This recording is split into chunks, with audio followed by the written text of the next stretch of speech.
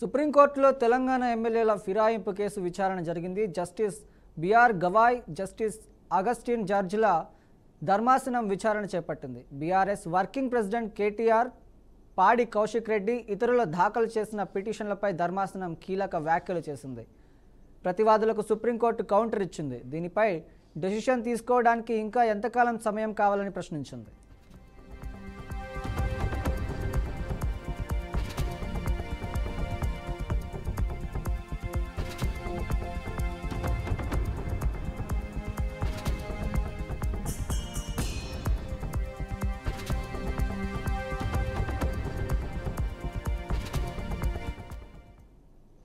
సుప్రీంకోర్టులో తెలంగాణ ఎమ్మెల్యేల ఫిరాయింపు కేసు విచారణ జరిగింది. Justice BR Gavai, justice Augustine జడ్జిల ధర్మాసనం విచారణ చేపట్టింది. బీఆర్ఎస్ వర్కింగ్ ప్రెసిడెంట్ కేటీఆర్, పాడి కౌశిక్ రెడ్డి ఇతరుల దాఖలు చేసిన పిటిషన్లపై ధర్మాసనం కీలక వ్యాఖ్యలు చేసింది.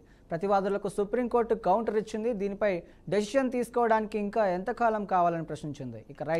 ఇదే అంశంపై మరింత సమాచారం మా అవుట్పుట్ ఎడిటర్ వెంకట్ అందిస్తారు. వెంకట్, చెప్పండి.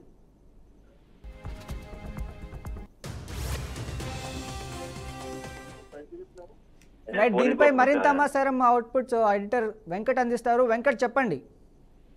తెలంగాణ అంశంలో పార్టీ ఎమ్మెల్యేల యొక్క ఫిరాయింపుల అంశంపై సుప్రీంకోర్టులో విచారణ కొన్నాళ్ళకి కొనసాగుతుంది. ఈ రోజు మరోసారి ఆ పిటిషన్ సంబంధించి ఏదైతే బీఆర్ఎస్ ఎమ్మెల్యేలు కౌశిక్ రెడ్డి కావచ్చు, కేటీఆర్ కావచ్చు, ఎవరైతే అపోజ్ చేస్తూ అంటే ఎవరైతే బీఆర్ఎస్ నుంచి బీఆర్ఎస్ టికెట్ పై గెలిచి కాంగ్రెస్ పార్టీలోకి వెళ్ళిన వ్యక్తులు ఎవరైతే ఉన్నారో ఎమ్మెల్యేలు వారి నిలుస్తూ గతంలో పిటిషన్ వేయడం జరిగింది. దానికి సంబంధించి విచారణ గత కొన్ని రోజులు కొనసాగుతుంది. తాజాగా మరోసారి సుప్రీంకోర్టు ధర్మాసనం, త్రిసభ్య ధర్మాసనం జస్టిస్ బిఆర్ గవాయ్ అట్లానే జస్టిస్ అగస్టిన్ జార్జ్ ధర్మాసనం విచారణ చేపట్టింది.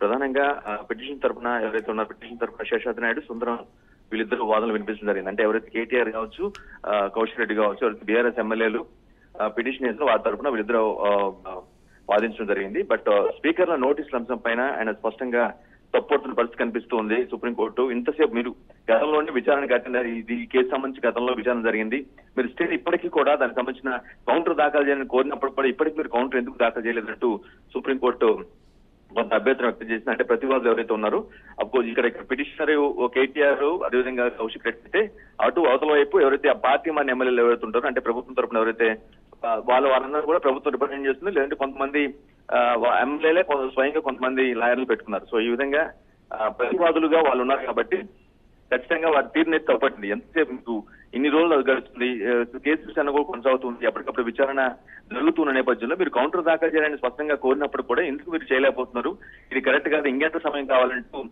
కొంత చివాట్లు ప్రయత్నం అయితే చేసింది సుప్రీంకోర్టు. ఎవరైతే వారి తరఫున ప్రతివాదుల తరఫున కోర్టులో వాదనలు వినిపించారో వారి తీరుని ఖచ్చితంగా మీరు ఎందుకు పార్టీ మారాల్సి వచ్చింది, ఏ బేసిస్ మీద మీరు పార్టీని ఫిరాయించారు, దానికి సంబంధించిన రీజన్స్ ఏంటి, వీటన్నిటిపైన కూడా వాళ్ళు చాలా సుప్రీంకోర్టు కొంత అభ్యంతరం వ్యక్తం చేసింది. మరోసారి కొంత సమయం కావాలని కోరడాన్ని తప్పట్టింది. కౌంటర్ దాఖలు చేయడానికి మాకు కొంచెం సమయం కావాలని ఎమ్మెల్యేల తరఫు న్యాయవాది వాదించడం కూడా కొంత సుప్రీంకోర్టు ధర్మాసనం ఆగ్రహం వ్యక్తం చేసింది. ఇది సరికాదు, ప్రాపర్ గా మీకు సరిపడా సమయం ఇచ్చినప్పుడు కూడా ఇంకా మీ స్టాండ్ ఏదో, మీ ఎందుకు పార్టీ మార్చాల్సి వచ్చింది, ఎందుకు ఏ విధంగా ఉండాల్సి వచ్చింది అనే విషయం చెప్పకపోవడం చాలా అభ్యంతరం అని సుప్రీంకోర్టు వ్యక్తం చేసింది. సో దీనిపైన మరోసారి కూడా విచారణ చేసే అవకాశం స్పష్టంగా కనిపిస్తూ ఉంది. ప్రస్తుతం ఇప్పుడు అంటే ఈ రోజు జరిగిన వాదనల నేపథ్యంలో మాత్రం కొంత ప్రతివాదుల తీరుని పూర్తిగా తప్పుపట్టినట్టుగా మనం అర్థం చేసుకోవాల్సిన అవసరం ఉంటుంది.